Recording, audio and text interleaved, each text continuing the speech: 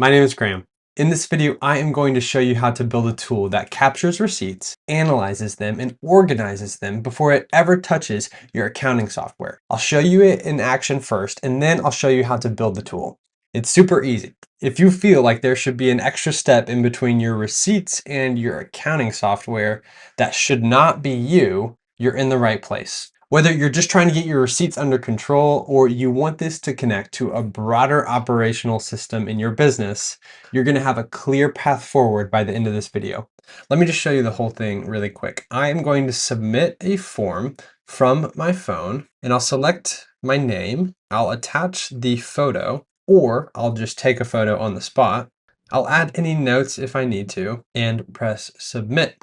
Now let's see what happens behind the scenes. And what we see on the back end is that the receipt populated at the bottom of our database, at the bottom of our table, and the vendor was automatically extracted, the date was provided, the amount was automatically identified as well. And if we hop over to the line items table, we see that indoor banners are going to be what's related to that receipt that we just uploaded. And really, more than likely, we won't be in these tables. We're probably going to be in an interface, something that looks like this, where we can see the overall monthly expenses by category and by team member, specifically the expense line item list overview. This is important because sometimes line items or things that you find on a receipt are going to be different categories depending on the location and the vendor that we're dealing with. So for example, if we're shopping at Walmart and we have food expenses for the company party, but also office supply expenses just because we're already there,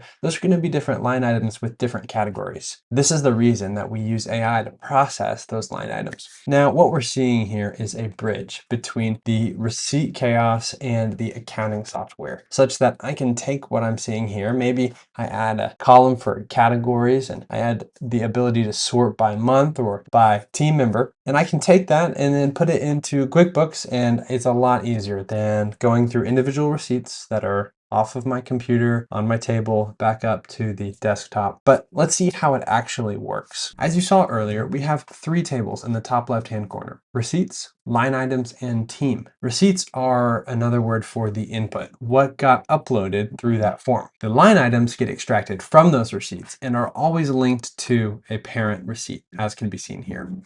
The line items and the receipts are always linked to a team member, which is associated with the person that used that form. Those things are connected through a linked record in Airtable. Once we have the architecture of our database configured, like we've seen here, three tables, then we need to think about the workflow or the automation that processes those receipts once they're uploaded. There are a few ways to do this, but right now we have an automation that uses AI local to Airtable and extracts data points from that receipt image and outputs them into the table. We do that through a trigger. Seen here, it is when a form is submitted. Then we use an AI step. The prompt tells the AI to extract the following data points from the receipt object and then go find the line item objects and output them into an array. So we have receipt array here. It is going to be an object selected from the dropdown, and then the properties of that object, identified as a string, are going to be listed here, and these correlate with our prompt above. Same thing goes for the line items array. Now, because we are looping through multiple potential line items from a receipt,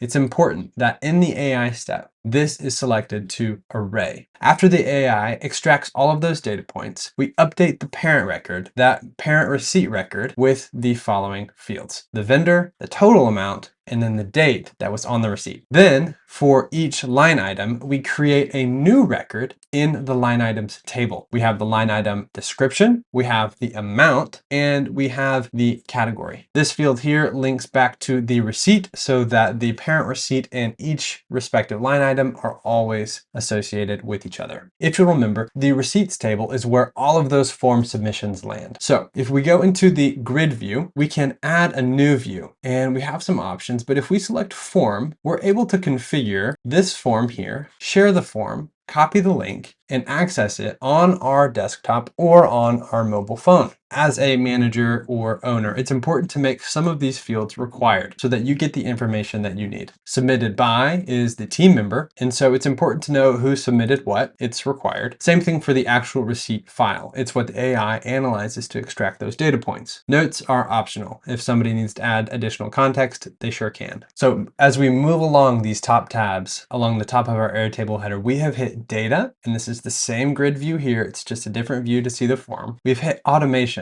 And whenever we click interfaces, we land right back on the form that we ended on at the end of our demonstration. From here, we have some options. We can either use this, pretend that we have another desktop here, that this is our accounting software, maybe it's QuickBooks. We can use these line item lists and paste over exactly what we need to at the end of the month to reconcile. That's option A. Option B would be an automatic sync so that you don't have to lift a finger at the end of the month whenever it's time to reconcile. An automatic sync would require a tool like Make or Zapier or N8N. It's actually not unlike the video that we made to automate your entire invoicing process. It's a pretty complex walkthrough, and the map itself is pretty complex as there are a lot of contingencies. But if you want to watch that video next, I'll drop the link at the end of this video. For now, let's keep going with a third option. So first we have the manual but organized approach. Then we have the automatic sync. Option C is when expenses are part of a bigger picture. Maybe you want to see your expenses next to your team directory, next to your project management and work management interface. All of these things belong in an internal business app, maybe something created with a tool like Noloco. If you don't know which path to start with, just go with A for now. Create that automation, upload things into Airtable, use Omni to create an interface that suits your needs. Manually copy it over to your accounting software at the end of the month and get really familiar with the front end of the workflow. Once the workflow becomes really normal and part of your team's culture, then you can introduce more interfaces, like maybe even an internal business app. But like I said earlier in the video, if you are ready to take another step in your automation journey, maybe something to do with QuickBooks, we made a video on automating your entire invoicing process. It is a little bit more complex, but it is worth the time and money that it would save your business. I look forward to seeing you in the next video. Until then, good luck building.